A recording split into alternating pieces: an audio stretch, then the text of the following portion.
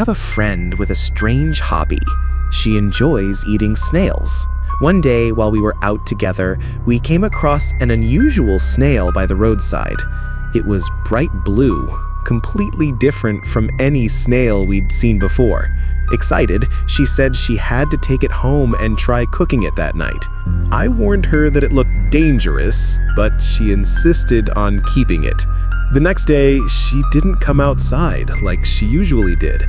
Worried, I decided to visit her. When I arrived, I called out but got no answer. The door was slightly ajar, so I pushed it open and stepped inside. A foul, fishy smell filled the air, making me nauseous. Holding my breath, I searched for her room, but when I opened the door, what I saw left me speechless with fear. There was a giant snail, slimy and grotesque in the middle of the room, and then it slowly turned its head toward me. The face was identical to my friend's.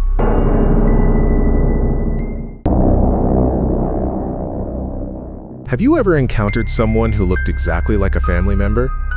This is what happened to me. One night, I was out with friends and didn't get home until nearly midnight. I live in an old apartment building. When I got to the elevator, it wasn't working. It seemed to be out of order. The only option was the staircase, but it was dark, and I didn't want to go alone. So I called my mom and asked her to come down and meet me. A few moments later, I saw her at the top of the stairs, waving at me. Relieved, I followed her up the staircase. But halfway up, my phone rang. It was my mom. She said, "I'm downstairs now. The elevator isn't broken. Where are you?" I was shocked. If my mom was downstairs and just called me, then who was the woman walking in front of me?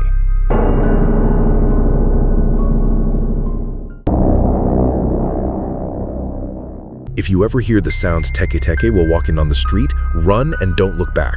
This story is about a Japanese schoolgirl who was often bullied by her classmates. One evening, while walking home along a quiet road, she was ambushed by the group who bullied her. They blocked her path and pushed her to the ground. In a panic, she ran away, trying to escape by crossing a railway track. But one of the bullies chased her and shoved her just as a train was coming. She was cut in half by the train. The horrifying part is that she didn't die immediately. She lay there in unbearable pain, clawing at the ground with her hands, making a scraping sound, teke teke. The bullies, terrified, ran off and pretended nothing happened. She died full of hatred and rage. Since then, people claim to see a ghost, a girl with only her upper body, dragging herself with her hands, carrying a scythe. She wanders near train stations and empty roads at night, seeking out bullies to take her revenge.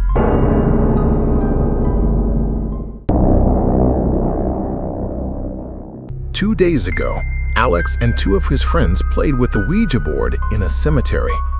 Each night after that, one of his friends died under mysterious circumstances. Today is the third day, and Alex, sensing something was wrong, sought help from an exorcist. The exorcist led him into a dark room with a single candle and warned him, "Keep this candle burning until sunrise. As long as it burns, you live. If it goes out, you die." Terrified, Alex carefully followed the instructions. Finally, morning came and the candle was still burning. The exorcist told him the curse had been lifted, but warned him, "Do not light any candles in your home for the next 3 months." 2 months later, on Alex's birthday, his girlfriend brought him a cake. Alex blew out the candles and made a wish. The next morning, his lifeless body was found in his house, the cause of death unknown.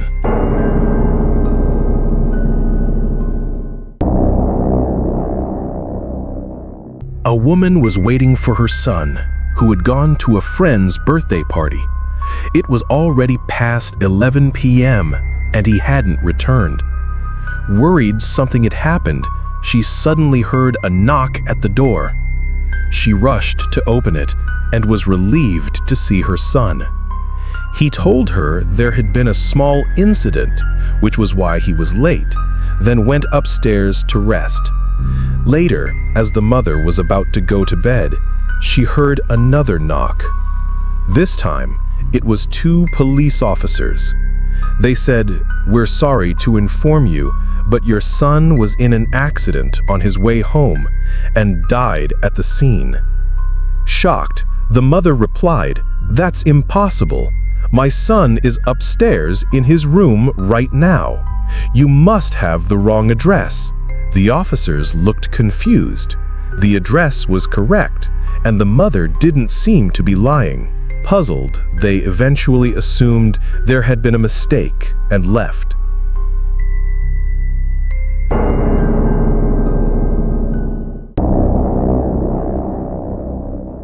That evening, we decided to play hide and seek.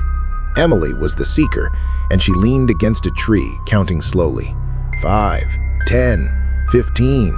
My friends and I quickly scattered to find hiding spots. I chose to hide behind a large tree. Suddenly, I jumped as someone gently tapped my shoulder. I turned around and saw Jake standing there, looking tense. "This spot's too obvious," he whispered. "Follow me." He quickly led me to a narrow, muddy ditch. "No one will find us here," Jake said confidently as we crouched down to hide. I peeked out and saw Emily already pulling out the first person from their hiding place, then the second. She was finding everyone so easily. But then, I saw Emily tugging someone from behind the big tree. My heart nearly stopped when I realized it was Jake. Emily had found Jake. So then, who was hiding with me in the ditch?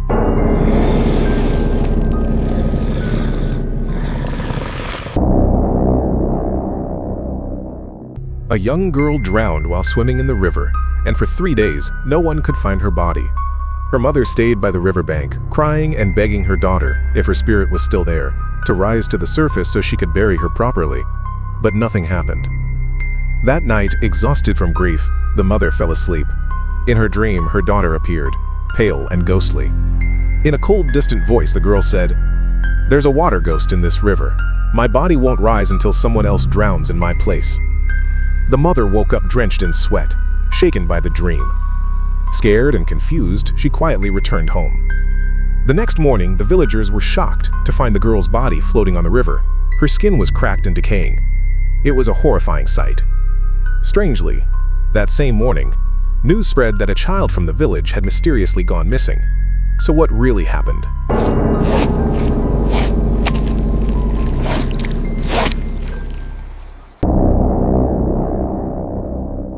In a small rural town in China, a married couple often quarreled. One day, the wife suddenly died. Her parents suspected that her husband had killed her, though he firmly denied it. Unsure how to prove it, the wife's father proposed a test.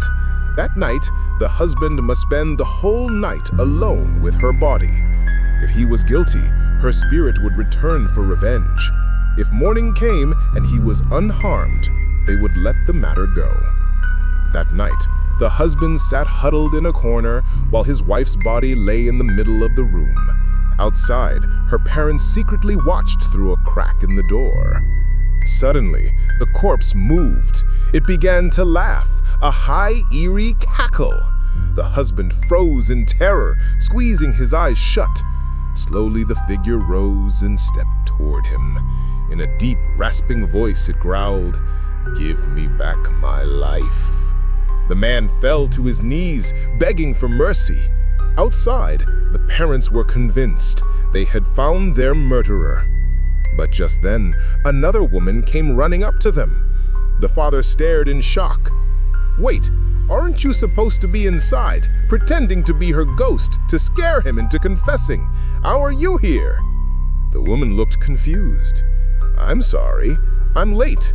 I just arrived." A chill ran down the parents' spines. Their voices trembled. "If you weren't the one inside, then who was it?"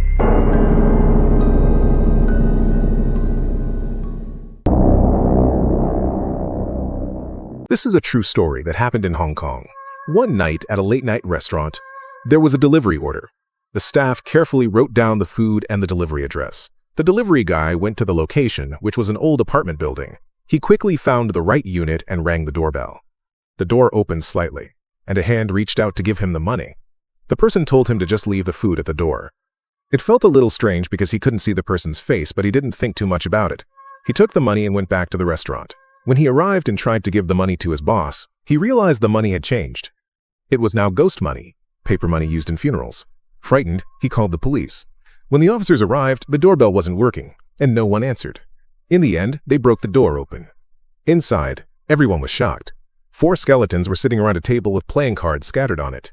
Police said they had been dead for at least a month. But the strange thing was, the food on the floor looked fresh, like someone had just eaten it.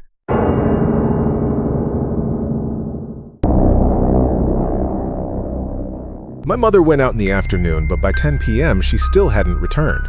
My father, worried, kept calling her, but she didn't pick up. Suddenly, there was a loud, urgent knocking at the door. My father rushed to open it, and there she was. My mother stood silently at the door, said nothing, and quietly walked straight to her room.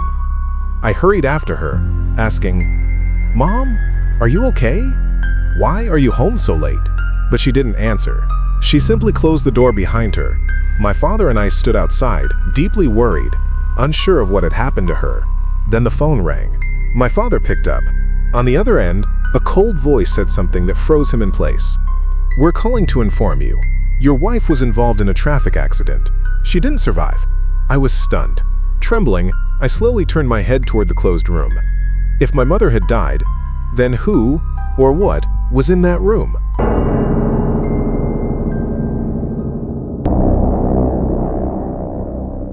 A young man bought a house in the countryside. From the window, he could see endless rice fields stretching far into the horizon.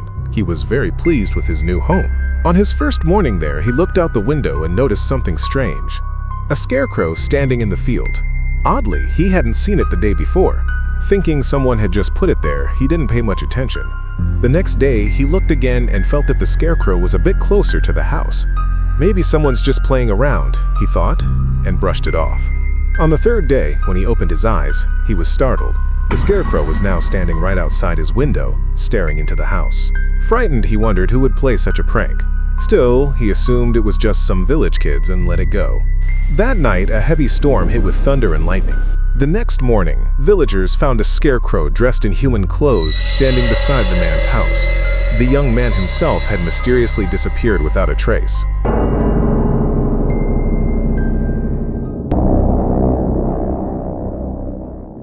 Have you ever heard of the game 4 Corners of the Room? Let me tell you about it. One night, during a power outage, 4 college roommates decided to try a game they had seen online. In the dark, each person stood in one corner of the room. Then, following clockwise order, each person would walk to the next corner and touch the hand of the person standing there. A touched B, B touched C, C touched D, and D touched A. According to the instructions, something unexpected was supposed to happen. They kept playing until they were all tired, but nothing strange occurred. Disappointed, they stopped. Suddenly, one of them froze, realizing something, and screamed in terror before running out of the room. The remaining 3 were left confused and speechless. Can you guess what made him so afraid?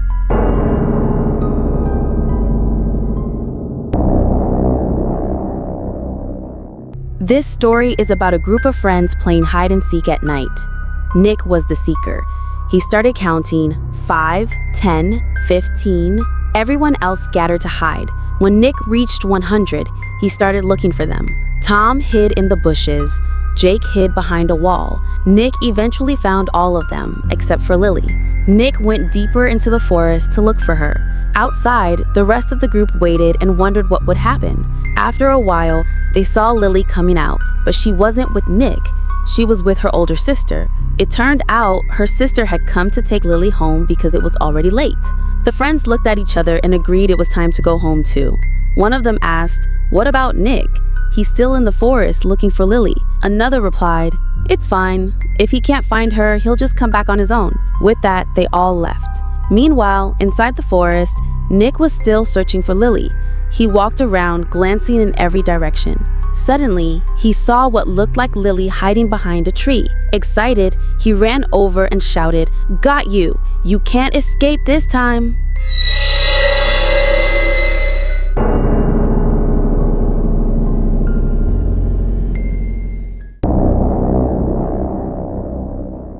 A young girl was visiting her grandparents in the countryside. One afternoon, while playing near the rice fields, she noticed something strange in the distance. A tall, pale figure dancing in a bizarre manner. Frightened, she ran home and told her older brother, who grabbed a pair of binoculars to take a closer look. The moment he looked through them, he screamed in terror and rushed back inside. That night, he sat alone, laughing to himself and muttering nonsense. Worried, the girl told their grandfather what had happened. His face turned pale with fear as he said, "That's the kunakuna. Never look directly at it. Watching it from afar is safe. But those who try to understand it lose their minds or become something else entirely." A few days later, the brother mysteriously disappeared. No one ever saw him again.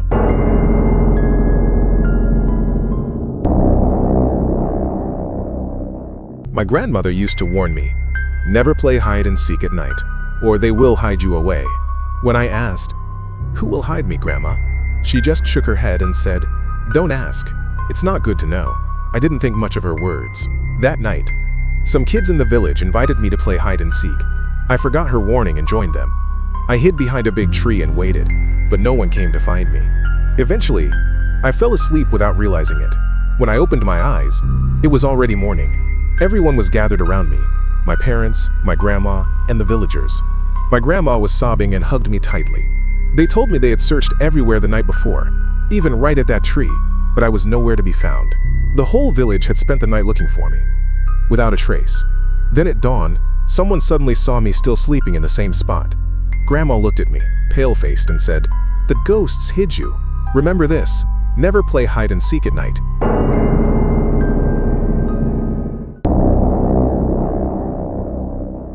A married couple was driving on a deserted road on their way home when they saw a woman standing by the roadside waving for help.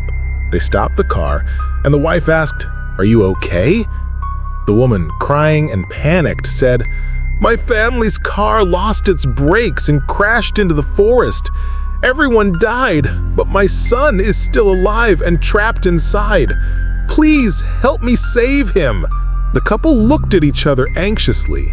The husband decided to follow the direction the woman pointed to, while the wife stayed behind with the car. The man ran into the forest and, after a short distance, found the crashed vehicle just like the woman had described. Smoke was rising from it.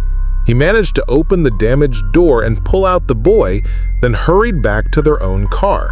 When he returned, he asked his wife, "Where is the woman, the boy's mother?" His wife looked at him confused and worried and said, "Right after you ran into the forest, she followed you." Suddenly, his face froze. A horrible realization came over him.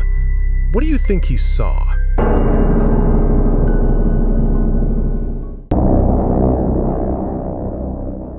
A serial killer was looking for his next victim when he saw a little girl playing alone in a field.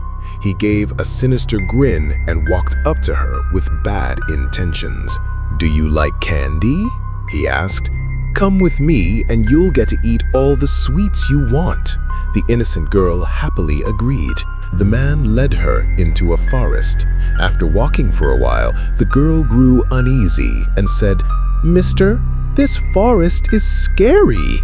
He looked around to make sure no one was nearby, then turned to her with a creepy smile and said, "Scary? I'm even more scared than you, because soon I'll have to walk back alone." But to his surprise, the girl didn't look frightened. Instead, she gave him a wide, unsettling smile that stretched to her ears. In a cold voice, she replied, "You think you're going back?"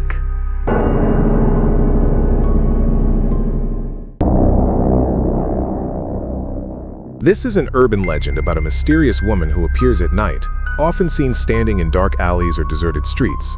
She wears a red mask that covers her mouth and nose. When she approaches someone, she asks, "Am I beautiful?" If you answer no, she will immediately slit your throat. If you say yes, she lets out a chilling laugh and removes her mask, revealing a grotesque face with her mouth slashed from ear to ear. Then she asks, "How about now?" At this point, you're forced to say yes, because saying no means a fate far worse. But even if you say yes, she will still cut your mouth to resemble hers. You survive, but your face is forever disfigured. It's believed that victims of the red mask become the next ones to carry on the horror, haunting the streets in her place.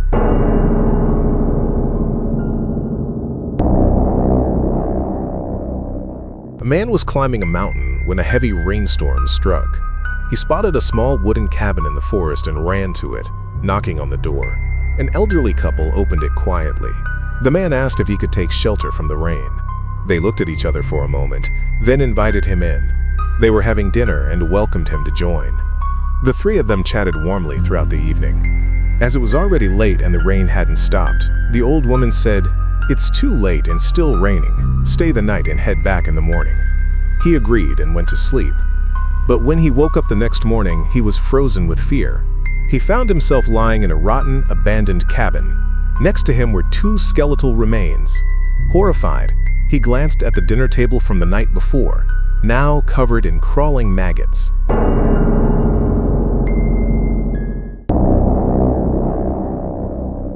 My friend and I were out walking when we passed by a race field. In the distance, I noticed a strange scarecrow dressed unusually neatly.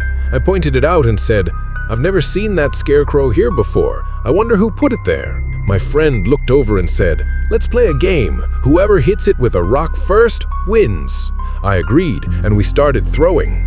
After a while, he managed to hit it right on the head and laughed proudly at his win. It was getting dark, so we decided to head home. The next day, when we passed by the field again, we saw a crowd gathered. Curious, we ran over and saw a corpse lying in the middle of the field. What shocked us was that it was wearing the exact same clothes as the scarecrow we had seen the night before. People said someone had killed the man and hung his body up like a scarecrow. Could it be that we had been playing with a corpse the whole time?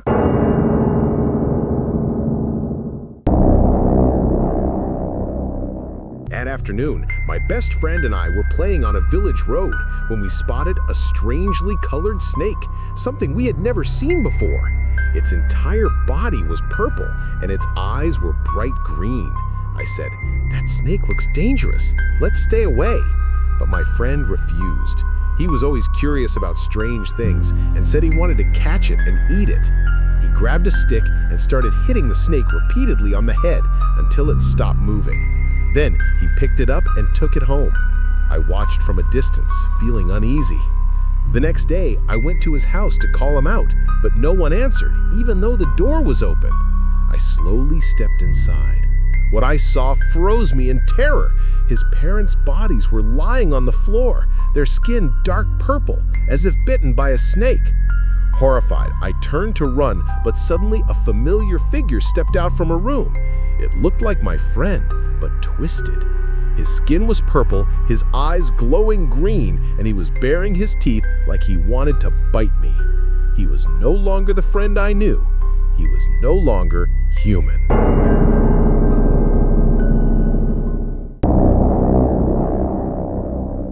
After 2 years of working in the city, a man returned home to visit his wife and son. When he knocked, his young son opened the door. Overjoyed, the man stepped inside, only to be met with a messy house and a strong, foul odor. On the table, freshly cooked food was still steaming. He asked, "Where's your mother? Why is the house such a mess?" The boy innocently replied, "Mom's sick and sleeping in her room." Concerned, the man went to check on his wife, but what he saw froze him in terror. A decomposing body lay on the bed. Panicked, he stumbled out of the room and asked his son, "What happened to your mother?" The boy answered, "Mom's just sick and sleeping, Dad." Cold sweat ran down the man's back. He glanced again at the hot food on the table and asked, "Did you cook this?" "No," the boy said. "Mom did." But the wife's body was clearly weeks into decomposition, so who had been cooking the meals?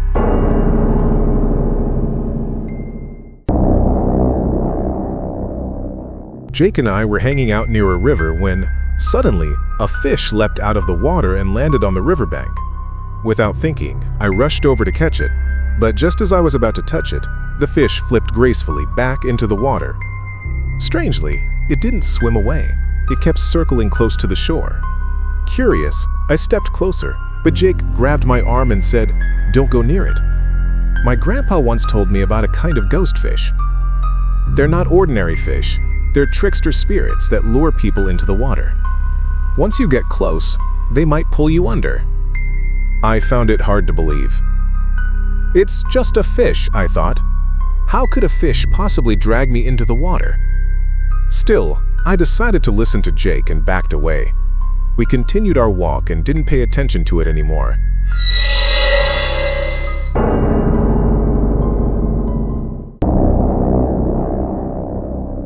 That night, the man was asleep when a strange noise from the yard suddenly woke him up.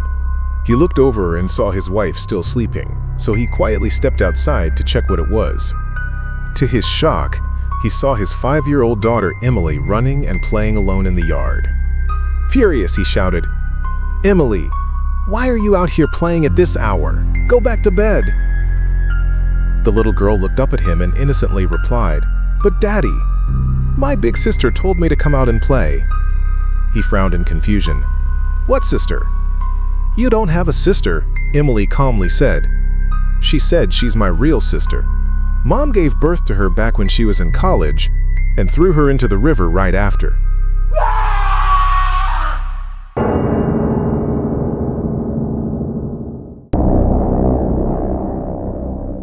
I recently moved into this apartment for work. My room is at the end of the hallway. On my first night, just as I was about to sleep, I heard a couple arguing loudly in the room next door. Suddenly, the woman screamed. Then everything went eerily quiet. Worried something had happened, I went over to check.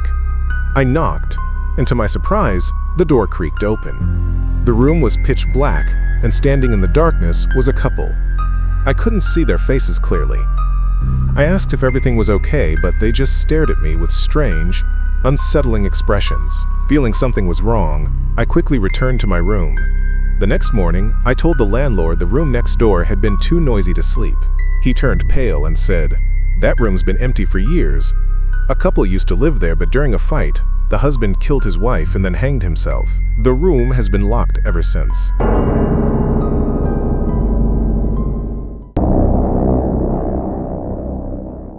That night, I was on my way home when I saw a figure sitting under a tree.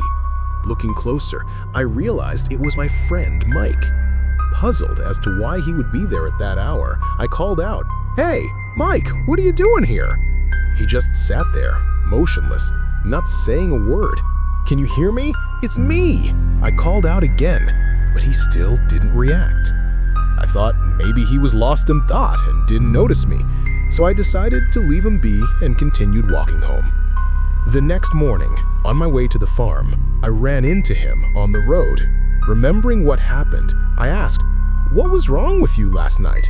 I called out to you, but you didn't answer." He looked confused and asked, "When did you call out to me?" "Last night, when I passed the tree at the entrance of the village, I saw you sitting there. I called out to you, but you didn't reply." His face turned pale, and his voice trembled. "What are you talking about? I was home all day yesterday. I never went out." I froze. The person I saw under the tree last night looked exactly like him. So who or what was it?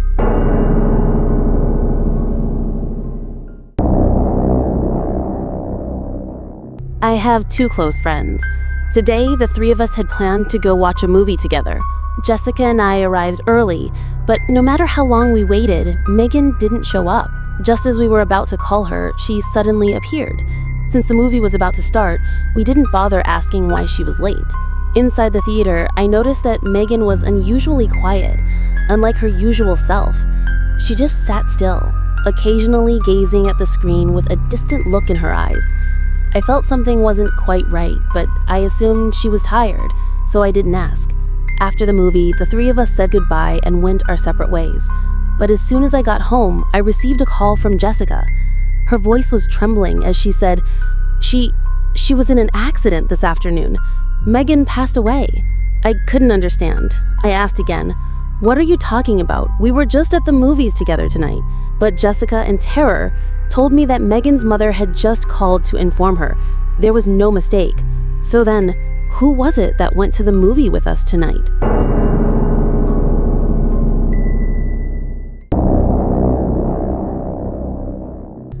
woman was asleep when she was suddenly awakened by a noise coming from under her bed.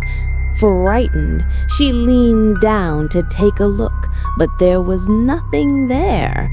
Everything seemed perfectly normal. Thinking it must have been her imagination, she climbed back into bed.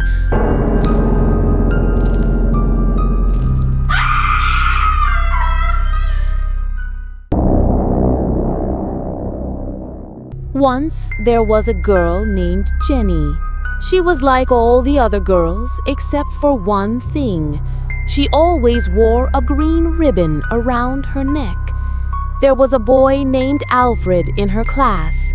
Alfred liked Jenny, and Jenny liked Alfred. One day he asked her, "Why do you wear that ribbon all the time?" "I cannot tell you," said Jenny.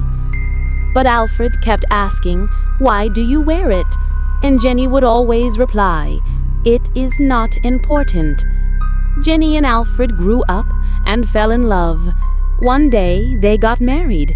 After the wedding, Alfred said, "Now that we are married, you must tell me about the green ribbon." "You still must wait," said Jenny. "I will tell you when the right time comes." Years passed, and Alfred and Jenny grew old. One day, Jenny became very sick. The doctor told Alfred she was dying. Jenny called Alfred to her side. "Alfred," she said, "now I can tell you about the green ribbon. Untie it, and you will see why I could not tell you before." Slowly and carefully, Alfred untied the ribbon, and Jenny's head fell off.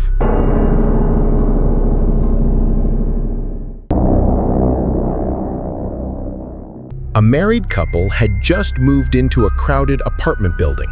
Since they were new, they didn't know anyone yet. However, a little girl from next door often waved at them whenever they passed by, which they found a bit curious, but thought nothing of it. It was just a child being friendly. One day, while they were at home, they heard a knock on the door. When they opened it, they saw the little girl. Curious, the husband asked, "What brings you here?" The girl replied, "I came to play." The couple looked at each other in confusion. "Why would you come here? We don't really know you," the wife said. The girl innocently answered, "My friend Lily invited me." The couple froze. Lily was the name of their daughter who had passed away 6 months earlier from a heart condition. Trembling, the wife asked, "What do you mean? Which Lily?" The girl said, pointing, "She's sitting right over there."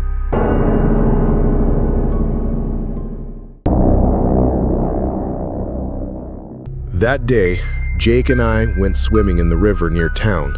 After a while, I got out and lay on the bank to cool off, while Jake kept swimming. Suddenly, I heard him scream. Looking toward the river, I saw him struggling in the water, as if something was pulling him under. I panicked and was about to jump in to save him, when all of a sudden, he surfaced again. He looked at me and laughed strangely. Worried, I asked, "What just happened to you?" He calmly replied, "I was just trying to scare you," but I felt something wasn't right. He hadn't looked like he was joking at all, more like someone had actually dragged him underwater. Still, since he seemed fine, I didn't think much more about it. It was getting dark, so we both headed home.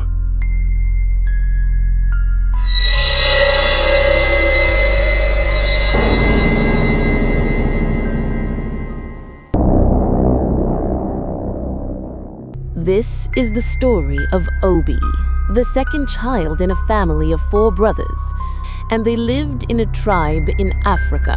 Everything began when a long drought struck and all sources of food started to run out. Obi's father and mother went out every day to hunt for animals, but things only grew worse. For many days, the father could not catch anything. The whole family had gone a week without food. Then one day, the father returned from the hunt, carrying a large amount of meat. But at the same time, the youngest brother of the family suddenly disappeared without a trace. That night, the whole family enjoyed a full meal that satisfied their hunger. Sometime later, The meat was gone, and once again they had nothing to eat. Then one day, Obi's third brother mysteriously vanished.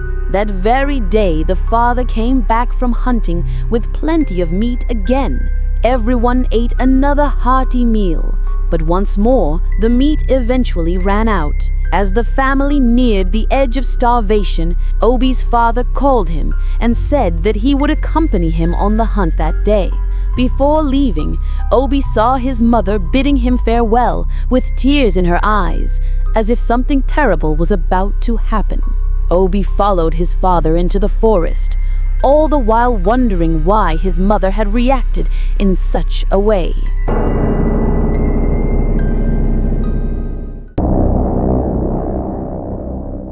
A girl was asleep when she was startled by a loud scream from downstairs.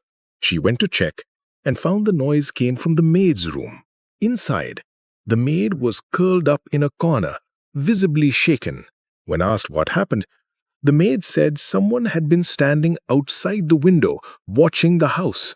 Thinking everyone was asleep, he might have tried to break in. She screamed and he ran off. The girl tried to calm her. "Maybe he's gone. Don't be scared." Just then, a noise came from the living room. The girl froze. Maybe the intruder had gotten inside. She called the police, but no one answered. Panicking, she called her father, who was abroad on a business trip. As soon as he picked up, she said, "Dad, someone broke into the house. I'm hiding with the maid. What should we do?" Her father shouted, "Get out of the house now. We don't have a maid."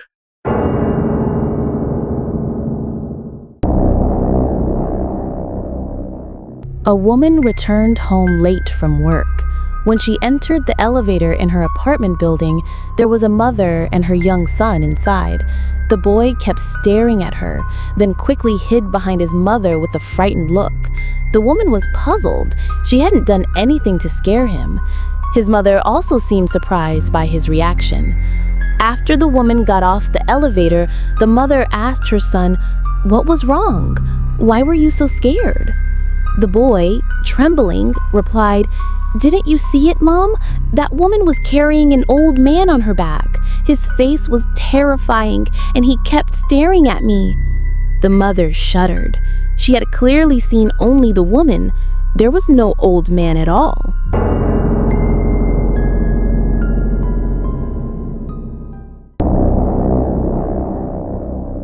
That night, as I was sleeping in my room, a sudden knock on the door startled me awake. I called out, "Who is it?" But there was no response. The hallway was completely empty. At first, I thought it might be my mom, but then I remembered she had gone on a trip the day before. A sense of unease crept over me. I carefully checked around, but everything seemed normal. Who had knocked on my door? The more I thought about it, the stranger it seemed. Then, a strange idea came to mind. I stood outside my bedroom door and knocked. From inside, a familiar voice answered, "Who is it?" I froze. It was my own voice.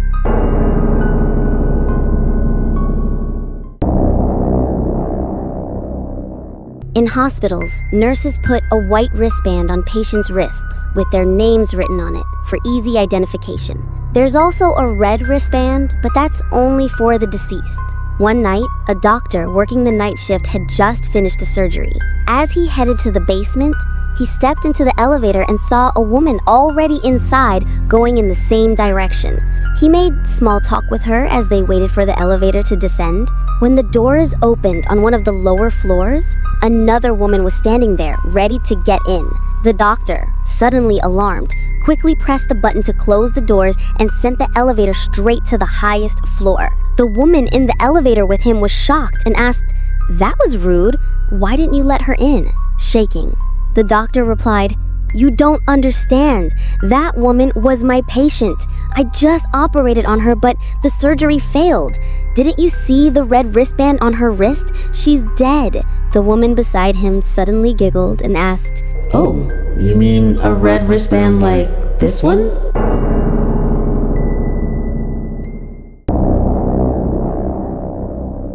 The family had just moved into an old house on the outskirts of town. Soon after, their young daughter began behaving strangely. The mother often heard her talking to someone alone in her room. When asked, The girl would just smile and say, "I'm talking to my new friend." Her parents assumed it was just a figment of her imagination and didn't think much of it. One evening, the neighbors invited the family over for a small gathering.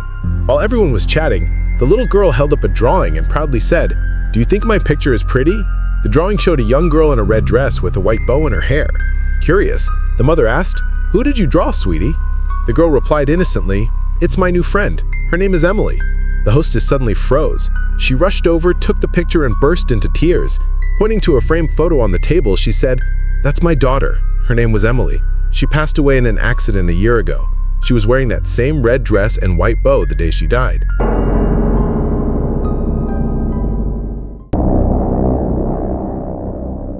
My grandfather loved me dearly, but he passed away a week ago. I was heartbroken. One morning, as I stood in front of my house waiting for the school bus, I suddenly heard a familiar voice from inside. "Claire, come in here. Grandpa needs you." I froze. My heart skipped a beat. It was my grandfather's voice, but he was gone. Trying to stay calm, I told myself it must have been my imagination. Still, I walked into the house to check. Everything was quiet. Nothing seemed unusual, and no one was there. I stepped back outside, only to realize I had missed my bus. With no choice, I waited for the next one. When it finally came, I got on and sat in silence, thinking about that voice. Suddenly, the bus came to a stop in the middle of the road. A terrible accident had happened. I looked out and was shocked. The earlier bus I had missed had crashed into a large truck. No one survived. I began to shake. My heart felt like it had stopped. If I had gotten on that first bus, I wouldn't be here now. That voice I heard, it wasn't a hallucination. It was Grandpa. He saved me.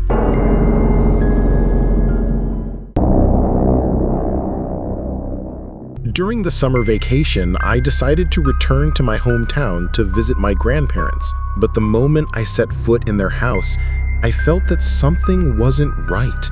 They seemed cold and distant, their voices unnervingly hollow. Though uneasy, I tried to brush off the strange thoughts. That night, while taking a walk around the property, I passed by the old storage shed. A pungent, rotten stench wafted out, making me stop in my tracks. Curious, I moved closer and peered inside, only to be frozen in shock. Lying there were two decomposing corpses. Judging by their state, they must have been dead for at least a week. What terrified me the most was that the bodies were my grandparents'. But my grandparents were clearly inside the house. What on earth was going on?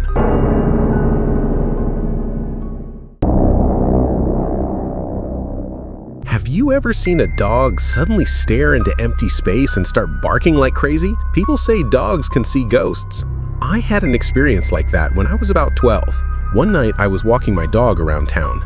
Out of nowhere he stopped, stared at a tree nearby, and started barking furiously. I looked in the same direction, but there was no one there. So what was he barking at?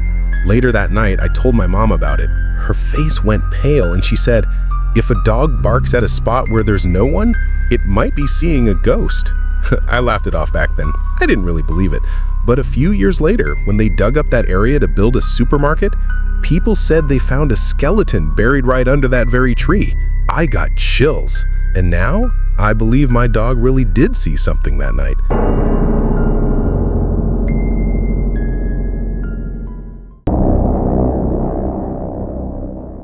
I was standing alone by the roadside, waiting for a taxi to take me home. From a distance, one slowly appeared. I waved, and it stopped right in front of me. The driver leaned out and asked, "Where are the two of you going?" A chill ran down my spine. I was alone. There was no one else there. Trying to shake it off, I quickly got into the car and urged, "Just drive. I'll pay you double." The taxi sped off into the night. I took a deep breath, telling myself he must have been mistaken because it was dark. But then, out of nowhere, the driver did something that froze my blood.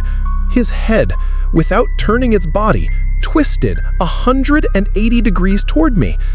With a grotesque smile, he slowly asked, "So where do you want to go now?"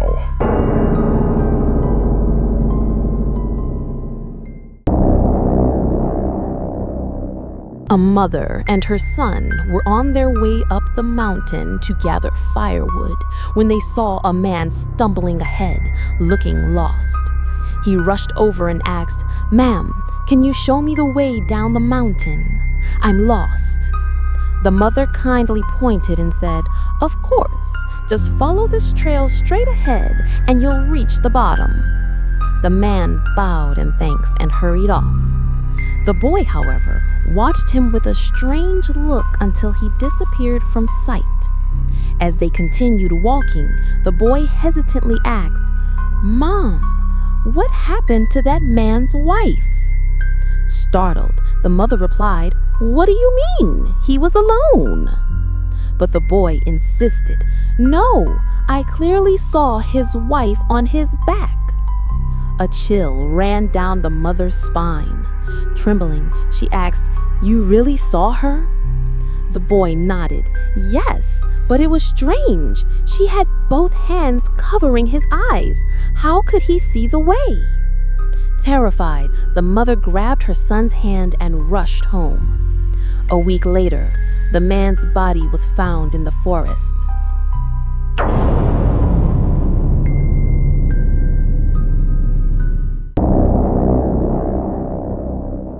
Tom and Ben were roommates in the dorm. That day, Ben went to class while Tom stayed in. As night fell, Tom drifted off to sleep without realizing it. Around midnight, he suddenly woke up and, turning to the side, saw Ben already lying on the bed next to his, breathing steadily as if fast asleep. Tom thought to himself, "When did he get back? I didn't hear a sound." Then he closed his eyes again. Suddenly, Tom's phone buzzed. Lazily, he picked it up.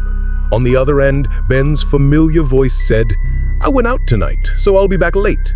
I'm in front of the supermarket now. Do you want me to grab you anything?" Half asleep, Tom replied briefly, "No." He hung up and set the phone down, ready to go back to sleep. But in that instant, his eyes snapped wide open, his heart pounding in his chest. He had clearly just seen Ben lying asleep on the bed beside him. So what on earth was going on?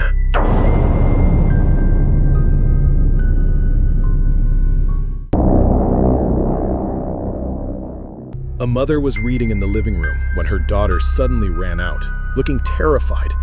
Concerned, the mother asked what was wrong. The girl stammered, "There's a baby under my bed. It keeps crying and won't stop, no matter what I do." Startled but skeptical, the mother slowly walked into her daughter's room and bent down to look under the bed. What she saw left her speechless. Her daughter was lying there, trembling and crying.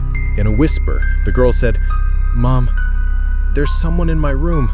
It looks exactly like me. I'm scared." A chill ran down the mother's spine. She turned around and saw the daughter she had just spoken to standing at the doorway, her face pale, her voice raspy. "Make it stop crying. It's too loud."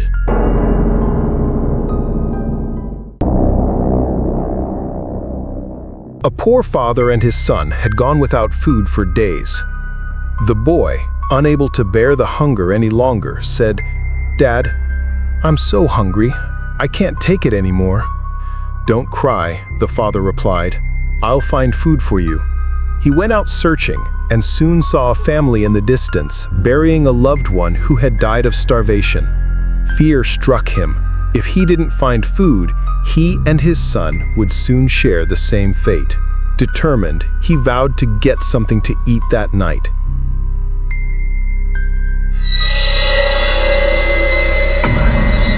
"Son, I found food for you. Eat." "It's delicious, Dad. But what kind of meat is this? It tastes strange." "It's beef, son."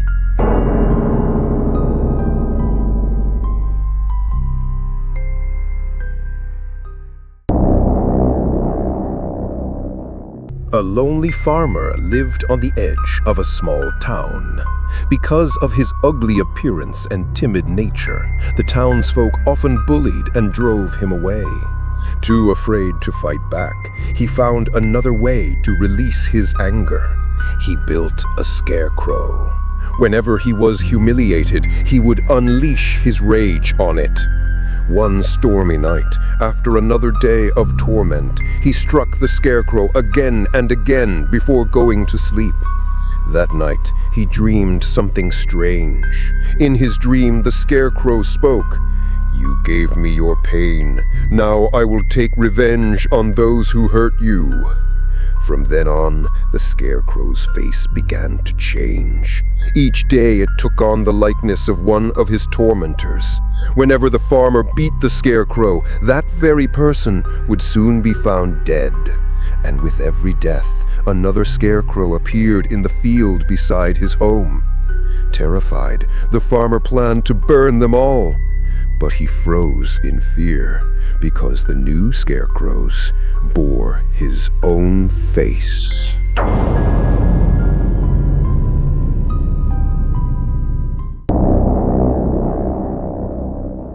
I walked into my son's room to check if he was asleep.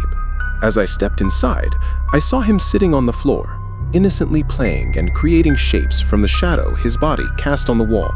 Startled, I quickly reminded him, "Never play with your shadow at night." My son looked up at me, surprised, and asked, "Why, Mom?" I then told him, "When I was little, my younger sister used to love playing with her shadow too. One day, she chased after it, out onto the street, and was hit by a car. Since then, I've never played with my shadow again." He fell silent for a moment, then suddenly asked, "But, Mom, why do I only have one shadow while you have two?" My heart froze at his words. Trembling, I asked, I have two shadows? You can really see them?" He nodded and replied, "Yes, one looks just like you, and the other is shorter, with short hair." Chills ran down my spine. My eyes instinctively shifted toward the corner of the wardrobe, where an old family photo sat. In it were two little girls standing side by side, me with long hair, and my younger sister with short hair. The shadow my son had just described was none other than hers.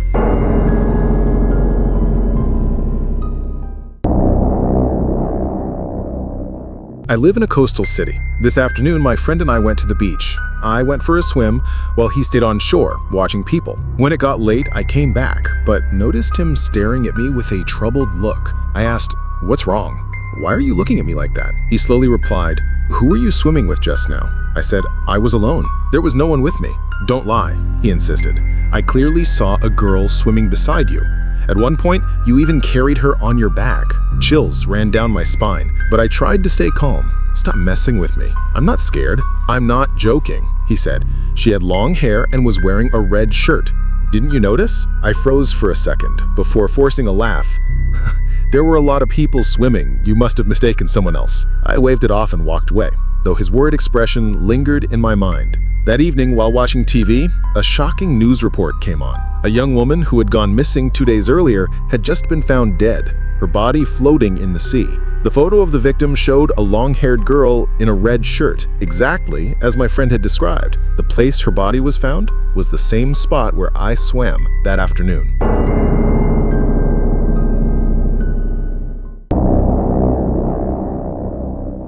Ben suffered from a strange illness, insomnia. He could only fall asleep when someone sat beside his bed, which gave him a sense of comfort.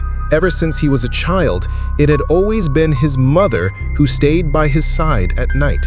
But after his mother passed away, Ben could no longer sleep. One day, he came up with an idea. He bought a mannequin and placed it in a chair next to his bed, hoping it would help him sleep. But that night, Ben tossed and turned restlessly. He couldn't sleep at all. Perhaps it was because the mannequin wasn't real, and it failed to give him the reassurance he needed. Suddenly, an idea struck him. He thought about it for a while, then stepped outside. The next evening, Ben was finally able to sleep soundly with his new solution. This actually works pretty well, he thought. A few days later, in the same neighborhood, a young woman was reported missing under mysterious circumstances.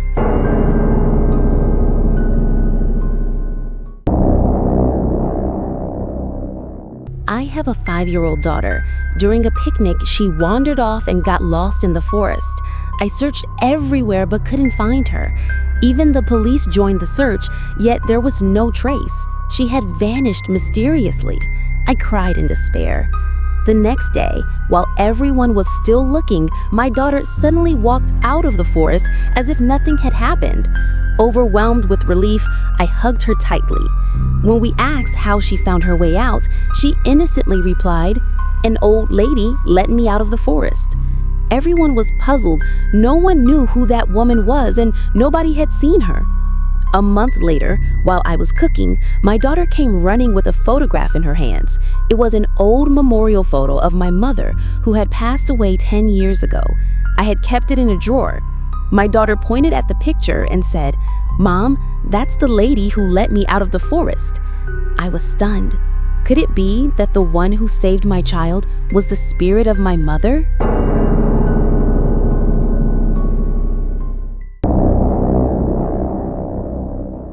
A father was putting his young son to bed. As the boy lay still, his eyes shimmered with anxiety. "Dad, can you check under my bed? I'm really scared," the boy whispered, his voice trembling. The father smiled to reassure him, but a flicker of unease crossed his mind. Slowly, he knelt down and peered beneath the bed. In the dim, shadowy darkness, his heart froze in terror. There, under the bed, lay his son, wide-eyed, his face twisted in fear. In a shaky whisper, the boy beneath the bed said, "Dad, there's someone on my bed."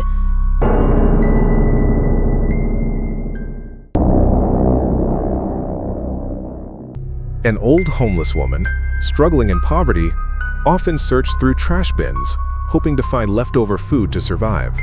One day, while rummaging through a bin, she was overjoyed to find a plastic bag full of meat. It looked fresh. Perhaps someone had thrown it away by mistake. She grilled the meat and ate it, though she noticed something odd. It didn't taste like pork or beef. It had a strange, sour smell. Still starving, she ignored it and finished the meal. The next day, passing by the same trash bin, she saw a crowd of police officers. Curious, she approached and overheard that a brutal murder had occurred just a few houses away. The killer had dismembered the victim and claimed to have dumped parts of the body nearby, but the police hadn't found anything yet. Terrified, the old woman thought to herself, "Could that bag of meat I ate yesterday have been human flesh?"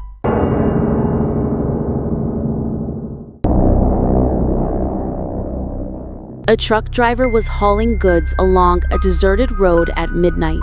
The road was notorious for being dangerous, but he had to finish his delivery on time. Suddenly, a woman in a white dress darted out into the middle of the road. Startled and unable to brake in time, the truck plowed straight into her. Shaking with fear, he thought he had just caused a terrible accident. He quickly jumped out of the truck to check on her, but to his shock, the road was completely empty. No one was there. Confused and terrified, he tried to make sense of what had just happened. Then, a noise came from inside the truck. He turned back, and his blood ran cold. Sitting in the cab was the same pale-faced woman in white. She looked at him and spoke in a chilling voice. You shouldn't have stopped. The next morning, people found the truck overturned at the bottom of a mountain. Strangely, there was no trace of the driver anywhere.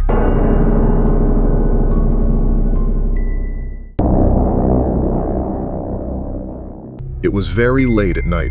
A tired man walked home after working overtime. When he arrived, he took a shower and went to bed. But no matter how hard he tried, he couldn't sleep. He got up and decided to go outside for a cigarette.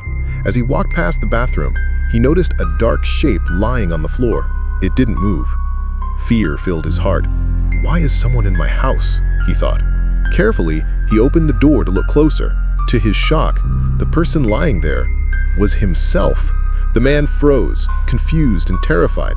Then a terrible thought came to him. After his long day and late-night shower, he had actually collapsed and died in the bathroom. His soul had not realized it until he saw his own body.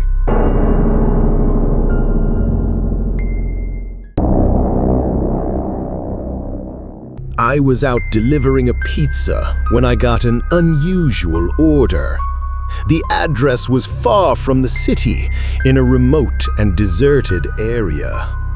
As I drove down a lonely road, I didn't see a single house. Feeling lost, I spotted an old man walking ahead and ran up to ask him, "Sir, do you know where this address is?" He looked at the slip of paper, then at me with a strange expression and said, "Just keep going straight, you'll find it." I thanked him and followed the direction he gave me. After driving for a while, a strange, foggy feeling crept over me. My head grew heavy, and before I knew it, I had blacked out. When I woke up, it was morning. To my shock, I was lying in the middle of a graveyard. Right beside me stood a tombstone, and on the photo engraved on it was the very same old man I had met the night before.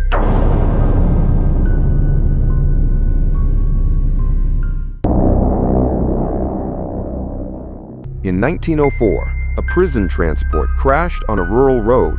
Most of the inmates were quickly recaptured, but 2 managed to escape. One was later found dead on the railroad tracks. The other vanished without a trace. Sometime afterward, a gruesome discovery was made in the woods. A rabbit's body hanging from a tree branch, its belly slid open. Nearby lay a crumpled note scrawled with the words, "No trespassing. This is the territory of the Bunny Man." Years later, on a chilly October night, a young couple, Mark and Lisa, parked near an old stone bridge to spend some time together. Suddenly, a heavy rock smashed through the back window of their car. Startled, Mark turned around, and through the shattered glass, he saw a figure in a bunny suit, holding an axe. Lisa screamed. Mark fumbled for the keys, trying to start the engine, but the car wouldn't turn over. The figure stepped closer. He slammed the axe against the roof, then pressed his masked face to the broken window. His voice was hoarse and furious. "You don't belong here. This is my land. Leave now before I carve you up like the rabbits." At that instant, the engine roared to life. Mark floored the gas, and the car shot forward into the night. When they finally dared to look back, the Bunny Man was still standing there in the darkness, watching them go.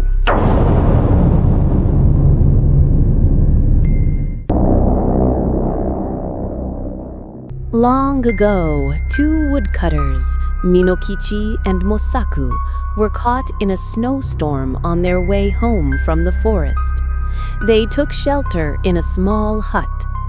That night, a beautiful woman dressed in white appeared. She breathed a freezing mist onto Mosaku, killing him instantly. When she turned to Minokichi, she saw that he was young and handsome. She spared his life, but warned, "If you ever tell anyone what happened tonight, you will die." Years later, Minokichi married and built a happy family. One evening, he recalled the old incident and told his wife the story. The next morning, Minokichi was found dead on the floor. No cause could be found.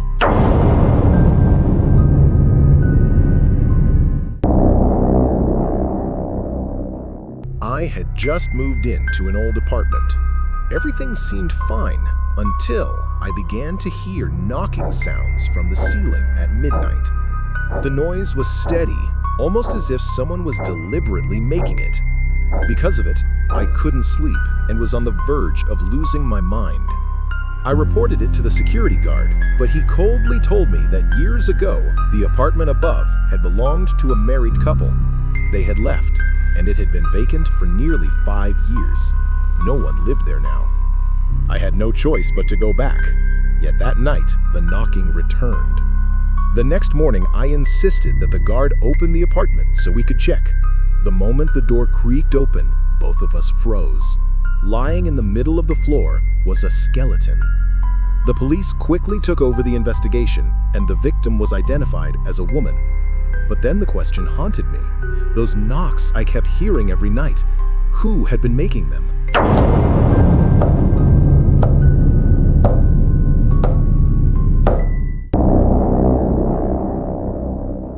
A young man often took a shortcut through the cemetery on his way home.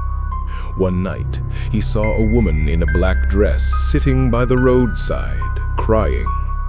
Concerned, he stopped his motorbike and asked if she needed help. The woman lifted her head, tears streaming down her face, and said, "Could you give me a ride out of here?" Although he felt uneasy, he agreed. After riding for a while, he glanced back to check on her, but the seat was empty. The woman had vanished. Terrified, he sped up. When he finally left the cemetery behind, he looked into the rearview mirror and saw the woman sitting behind him again, staring straight at him.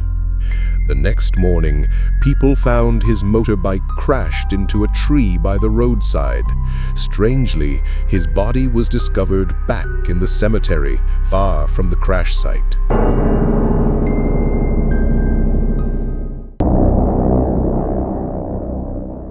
In a rural village in Indonesia, people often hear the sound of sorrowful cries mixed with mad laughter, echoing from beneath an ancient banyan tree. That is the kuntilanak, the spirit of a beautiful young woman who died unjustly while pregnant. She appears as a stunning maiden in a flowing white dress, her long black hair cascading freely. The kuntilanak wanders along village paths, luring lonely men with her enchanting smile and a sweet whisper, "Come with me." If the victim follows her into the dark forest, at first all he sees is a graceful figure leading the way. But once they reach a shadowy place, she turns around, revealing her true form, a demonic face with blood-red eyes and a gaping mouth full of sharp teeth. With a shriek of laughter, the kuntilanak attacks, tearing into her victim with razor-like claws, her maniacal laughter echoing through the woods. Many men have vanished on nights like these, leaving behind only bloodstains beneath the tree.